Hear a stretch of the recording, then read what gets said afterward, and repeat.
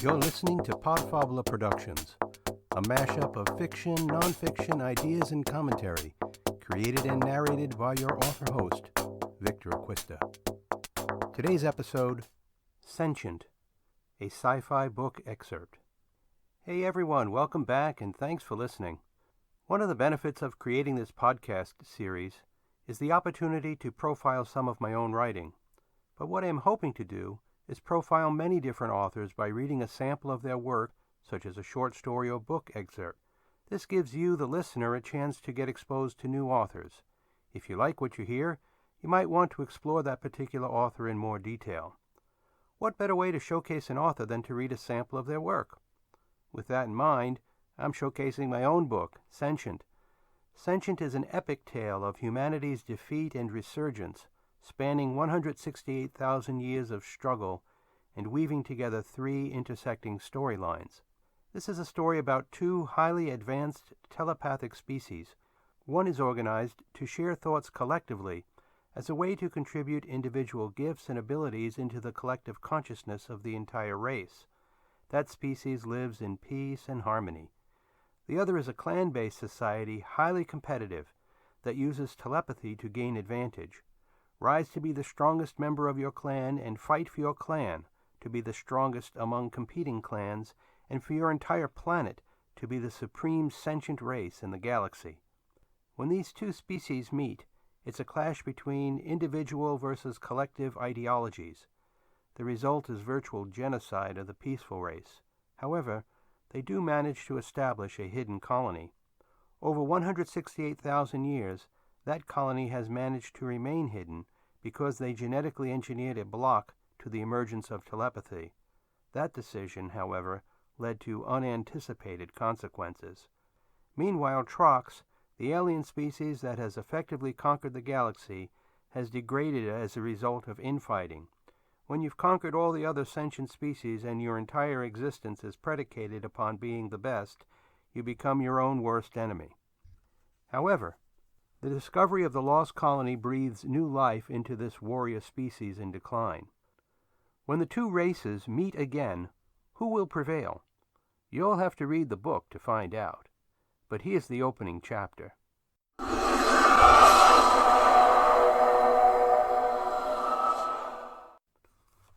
Home. Aden. It was, Jarton reflected, primarily a ceremonial position. He sighed. Until recently, his major responsibility had been to preside at celebrations.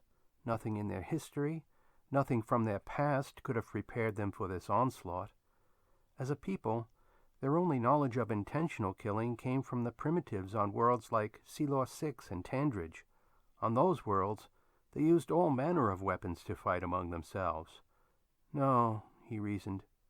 It wasn't a matter of not being prepared. We simply had no notion of what to prepare for. We have done our best. Chief Minister. He sensed Calissa approaching his chamber, linked to her thoughts and to her unease. They have penetrated into the sanctuary.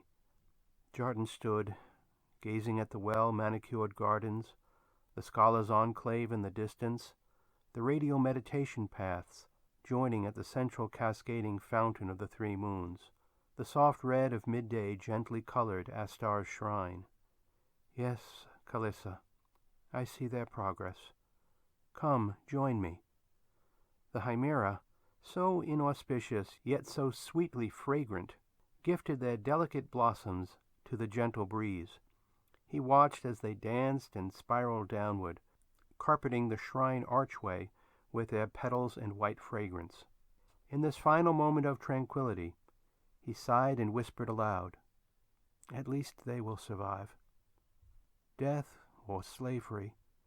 He pondered these choices, then chastised himself over such a foolish inquiry.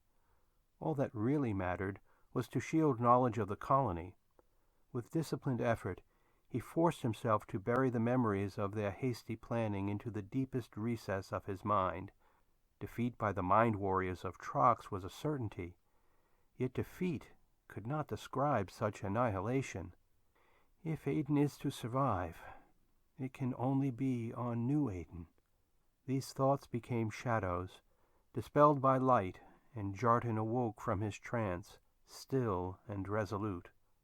He glanced at the obelisk on his desk, appreciating the delicate carvings and fluid lines that shaped it to its top, the pointed star of Selos.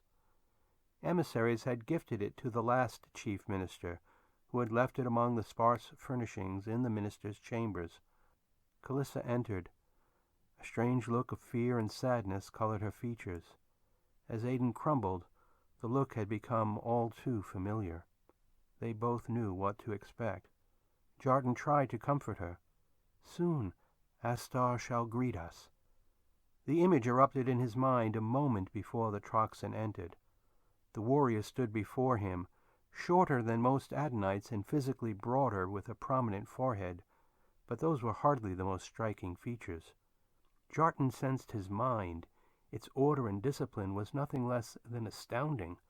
A series of concentric arrays, complex yet simple, with a precision that was both alien and beautiful. He tried to probe further, but the invader's mind shield was impenetrable. This one wore a yellow sash. A handblade dangled from his belt. "You are leader of this world." It was a statement, not a question, telepathically projected into his mind. "Yield to Scar-Lekt, soldier to the Supreme Council of Trox." "I am Jarten, Chief Minister of Aden." "You are defeated."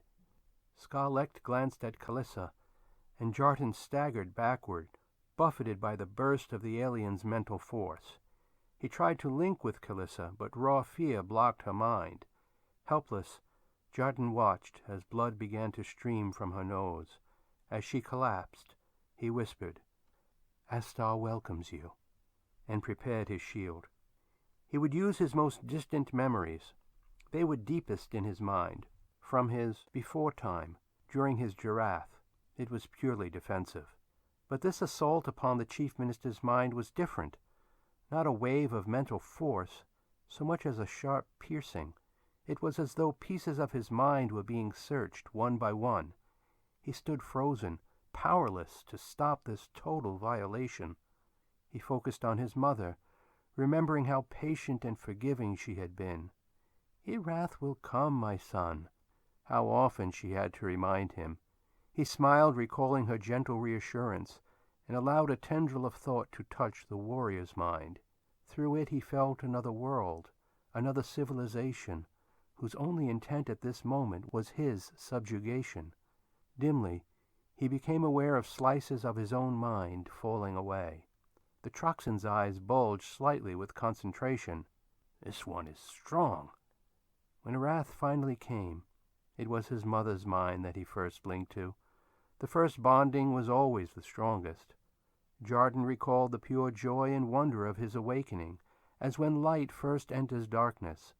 Always when he linked to Mother, he felt her strength and protection. Aimlessly floating in this happy memory, no fear blocked his mind, and his shield held. As he recalled his mother's gentle features, her softly knowing brown eyes, he sensed a trickle of blood rolling down his upper lip. Scar-Lekt smiled broadly, nostrils flaring over clenched teeth. "How has this knowledge been protected? There will be more to defeat. My rank shall advance." As the Troxan's thoughts penetrated Jarten's head, very calmly, the chief minister picked up the obelisk. Shifting his awareness, he noted the blood smell somehow intensified the sweetness of the chimera. Curious, he thought. As a smile began to blossom on the chief minister's face, he stared directly at the warrior, then slid the star of Selos into his own eye. He blocked the pain as blackness enveloped him. Scar-Lekt grunted. He had not anticipated this. The Addenite leader had committed jan-fir. "Scar will inform the council of defeat by jan-fir. Scar will share new knowledge of an Addenite colony. The council will augment my honor. Clan Lekt will gain." Viewing the chief minister's body, his nostrils quivered. "Not long before Scar sits on sub-council." He looked at Jarten with the respect due a worthy opponent.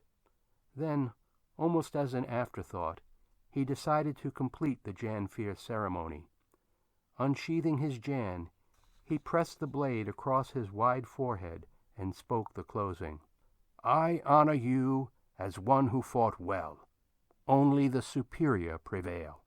Atten Etten Ayast.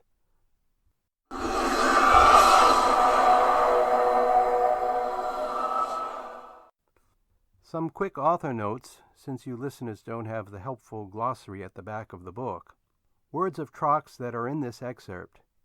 Atten Etten Ayast means I am the superior mind, or I have the superior mind.